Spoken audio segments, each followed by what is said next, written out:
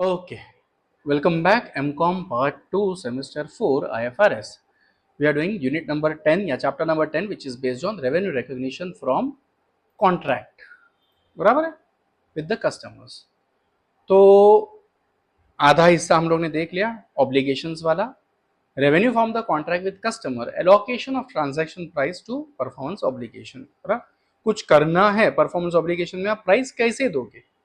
एक काम ये, दूसरा काम ये, तीसरा काम ये, बराबर, उसको आप कैसे चार्ज करोगे? इतने में से 15 लाख में अगर दे रहा हूं तो 15 लाख में से मंडप का कितना, खाने का कितना, ड्रेसिंग का कितना, डांस का कितना, ये सारी चीजें आना चाहिए, रिटर्न गिफ्ट का कितना, बराबर, वो सारी चीजें आना चाहिए. सो डिवाइडिंग, एलोकेश करना बहुत जरूरी है. Determination of stand alone prices. अब कुछ खर्चे ऐसे हैं जो देने ही है. पंडित का खर्चा इवेंट वाला क्यों देगा? आपको कैसे शादी करनी है उसके ऊपर पंडित आप फिक्स करो, बराबर है, समझा? They are stand alone. देखो, शादी करने के पहले सोच लेना भैया करनी है नहीं करनी है, और खर्चा कैसे देना है, किसने किसने देना है, सिर्फ एक तरफ खर्चा होगा या दोनों की तरफ से होगा.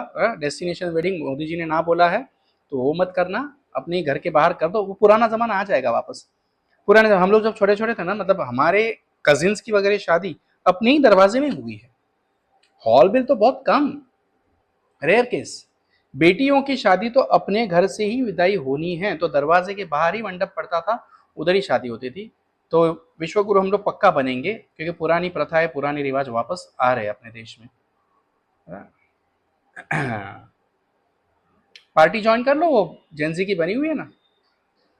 Determination of standard selling prices. The entity must decide standalone selling prices of the distinct goods and services underlying each performance obligation. Standalone selling prices is the price at which an entity would sell a promised goods or services separately to a customer. It is the observable price of the goods or service when the entity sells the goods or services separately in similar circumstances to similar customer. बराबर? The entity has to determine the standalone selling price at the inception of the contract and allocate the transaction price in proportion to the standalone selling price. In many cases, standalone selling price will not be readily observable. अलग अलग अलग आप charge करोगे, सब मिला के इतना. In such case, the entity must estimate the standalone selling price by using suitable method. These methods include the following: एक, adjusted market assessment approach. दो, expected cost plus margin approach. तीन, residual method. और ये अलग अलग methods होती है. तो शायद आपको डिटर्मिनेशन ऑफ स्टैंडअलोन प्राइस एक शॉर्ट नोट आ सकती है, या फिर इसके ऊपर केस स्टडी बन सकती है. ओके, जैसे मैंने आपको शादी का एग्जांपल दिया है, correct. Allocation of discount. Yes, discount है तो वो एलोकेट किस हिसाब से करे, कौन से रेशियो में करे, कौन से प्रोपोर्शन में करे. अगर उसने सिर्फ खाने में डिस्काउंट दिया तो खाने का प्राइस कम हो जाएगा. उसने ओवरऑल किया है तो ओवरऑल किस में गया, मंडप में गया, डेकोरेशन में गया, केटरिंग में गया, फूड एंड क्लोथिंग में गया, रिटर्न गिफ्ट में गया, एंड डांस में गया, कोरियोग्राफी में गया. तो जितना इतना डिस्काउंट दिया, इतना इसमें इसमें इसमें इसमें डिवाइड कर लो एज पर द रेशियो और the proportion that you want. A customer receives a discount for purchasing goods or services if the sum of the standalone selling price of those goods and services in the contract exceeds the promised consideration in the contract. Okay. Under this method, discount will be allocated proportionately to all of the separate performances obligation. है ना, logical है. मेरे examples याद रखो तो ये चीज आपको समझने के लिए याद आ जाएगी. बिलीव मी, मैं भी इतने डिटेल में पहली बार ही देख रहा हूँ, बट है ठीक है, चल जाता है ना. दिमाग अपने पास है, उसके अंदर सब कुछ है, सिर्फ उसको चालू कंडीशन में रखना जरूरी है. पुरानी हवेली नहीं बनानी पड़ेगी, नहीं, बट फिलहाल मेरे फास्ट चल रहे. If an entity determines that the discount on a contract is not related to all of the promised goods or services in the contract, the entity allocates the entire discount only to the goods and services, जैसे मैंने बताया, बराबर, to which it relates provided following criteria are met. एक, the entity regularly sells each distinct goods and services in the contract on standalone basis. The entity also regularly sells on standalone basis a bundle of some of these distinct goods or services at a discount to the standalone selling prices of the goods and services in each bundle. 3. The discount attributable to each bundle of goods and services described in B above is substantially in the same as the discount in the contract, and an analysis of the goods and services in each bundle provides observable evidence of the performance obligation to which the entire discount in the contract belongs. Okay. Allocation to variable consideration depends. अभी आप कैसे उसको allocate करने वाले हो. The idea is to allocate the variable amount entirely to the distinct goods and services that forms a part of single performance obligation, provided following criteria are met. The terms of variable payment relate specifically to the entity's efforts to satisfy the performance obligation and transfer the distinct goods and services. दूसरा, अगर terms में ही है तो ठीक है.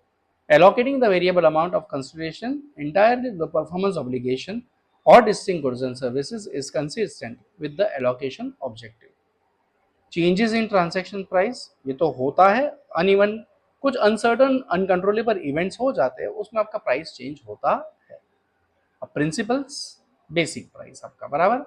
The following principles should be noted about the change in transaction price. कौन सी चीजों का ध्यान रखना है. An entity shall allocate to performance obligation in contract any subsequent changes in the transaction price on the same basis as at contract inception. अगर कुछ भी change होता है तो उसको नोटिफाई करना जरूरी है, उसका रीजन क्यों हुआ वो भी जानना जरूरी है, उसको लिखना जरूरी है. Amount allocated to a satisfied performance obligation shall be recognized as revenue or as reduction in revenue in period in which transaction price changes. Okay. Changes in the transaction price should be allocated entirely to one or more but not all distinct goods or services promised in the series that forms part of the single performance obligation. Okay. अब पांचवा, satisfaction of performance obligation or recognition of revenue. काम हुआ, अपने हिसाब से हुआ है, अपने को चाहिए था वैसा हुआ, अपने टाइम लिमिट में हुआ है, क्वालिटी भी वही है, सर्विस भी अच्छी दी है, तो मैंने पैसा देना चाहिए नहीं देना चाहिए, बराबर. An entity recognizes revenue when it satisfies a performance obligation by transferring a promised goods or services to a customer. An asset is transferred when the customer obtains control of that asset. Building बनाने का contract था, जब building बन गई उसको दे दिया, हो गया ट्रांसफर, बराबर. Decision on how the control will be transferred to the customer is taken at the inception of the contract. बराबर. यहाँ पे एक फिगर दिया था, वो फिगर का यहाँ पे निचोड़ है. Transfer of control, satisfaction of performance obligation, revenue. अब मेरे को पैसा दे. क्राइटेरिया क्या बोल रहा है? Any one of the following criteria should be met for satisfaction of performance obligation. एक, identification of appropriate method to measure the progress.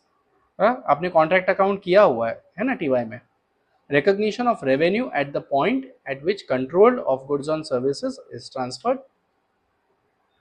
Benefit of asset, use of asset for production of goods and services, providing services. Use of the asset to enhance the value of other assets, यानी कि cash generating unit. Use of the asset, ये hand written, मतलब जिस text book को मैंने refer किया ना उसमें हाथ से लिखा हुआ कुछ था, तो ये यहाँ पे एआई ने डिटेक्ट कर लिया है. नथिंग एल्स, उसको इग्नोर करना, ठीक है. Use of the asset to settle liabilities, use of the asset to reduce expenses, selling और exchange of the asset, pledging the asset to secure a loan, holding the asset. Okay, textbook में ये figures है, उसके ऊपर से ये points बने हुए हैं. Indicators of transfer of control मैंने आपको दे दिया, तो पोजीशन मेरे पास है क्या? नहीं. ओनरशिप मेरे पास है क्या? नहीं. बरा, ट्रांसफर द राइट्स, बरा, transfer of legal title, correct. Transfer of physical position, risk rewards of ownership of the asset, acceptance of the asset, all connected to central oval labeled indicators. all connected, जाने दो, वो जाने दो. Acquisition of control by a customer, सामने वाला acquisition यानी कि उसका कंट्रोल ले रहा है, यानी क्या सिर्फ यूज कर रहा है क्या? नहीं, ओनरशिप भी ले रहा है. The following criteria if met decide satisfaction of performance obligation और revenue, recognition of revenue. The customer recovers और consumes the benefit provided by the entity performance, or the entity performance creates or enhances an assets, or the entity performance does not create an asset with an alternative use to the entity, right? The entity has an enforceable right to payment of performance completed to date. Okay, measurement performance, क्या major करोगे? Progress, work in progress, work certified, work uncertified, बाकी कुछ नहीं है। Progress of the performance obligation is measured by two methods, एक output method कितना बना उसके हिसाब से, इनपुट मेथड कितना माल लगा उसके हिसाब से, बराबर है। Recognition revenue on the basis of the value of the customer of goods and services transferred, survey of performance completed to the date, appraisal of the result achieved. Revenue or recognition revenue on the basis of entities' efforts or inputs to the satisfaction of the performance obligation.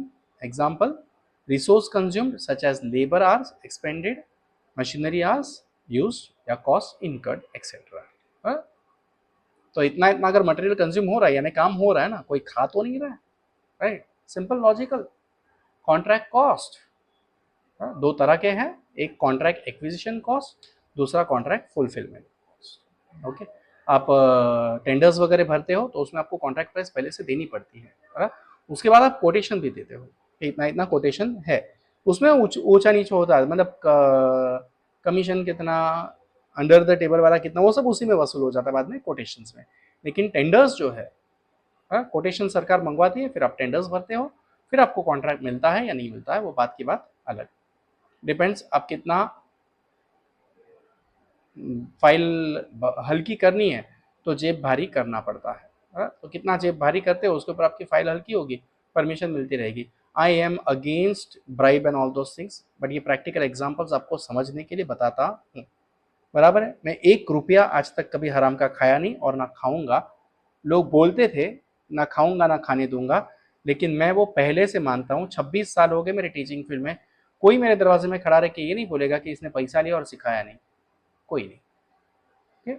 So, contract acquisition cost, an entity may incur cost to acquire a contract with a customer such as legal fees, advertising expenses, travel expenses, salesman's salary and commission. Incremental cost of obtaining a contract, okay, is that cost the entity incurs to obtain a contract with a customer that it would not have incurred if the contract had not been obtained. For example, sale commission. Contract fulfilment cost, ये इतना इतना इतना इतना काम करके दूंगा, आपको इतना इतना प्राइस देना है। Cost incurred in fulfilling the contract are recognised as an asset if the cost meet all the following criteria.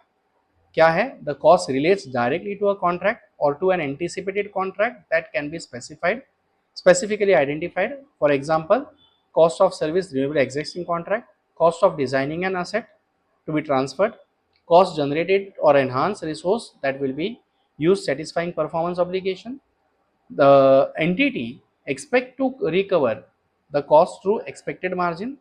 Cost expenses incurred as incurred क्या है? तो general administrative cost, cost of wasted material, labor or other resources that were not reflected in the contract price, cost that related to satisfied performance obligation, ये सब hidden cost, cost related to remaining performance obligation that cannot be distinguished from cost related or to satisfied performance obligations.